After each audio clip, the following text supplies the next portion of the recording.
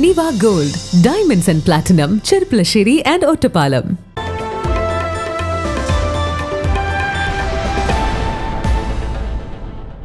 തൂത ഭഗവതി ക്ഷേത്രത്തിൽ നടന്ന പൊങ്കാല മഹോത്സവം ഭക്തി നിർഭരമായി.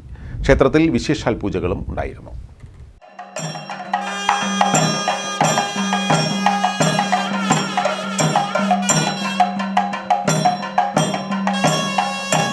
രാവിലെ ക്ഷേത്രത്തിൽ അഭിഷേകം, ഗണപതി ഹോമം, ഉഷപൂജ, നവകം, പഞ്ചഗവ്യം, കലശപൂജ എന്നിവയുണ്ടായി.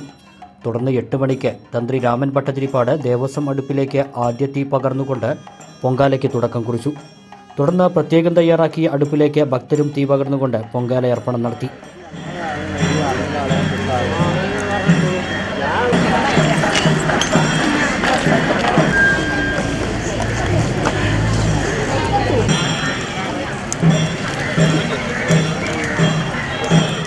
നാനൂറിലധികം സ്ത്രീകൾ ദേവിക്ക് പൊങ്കാലയർപ്പിക്കാൻ ക്ഷേത്രത്തിലെത്തി.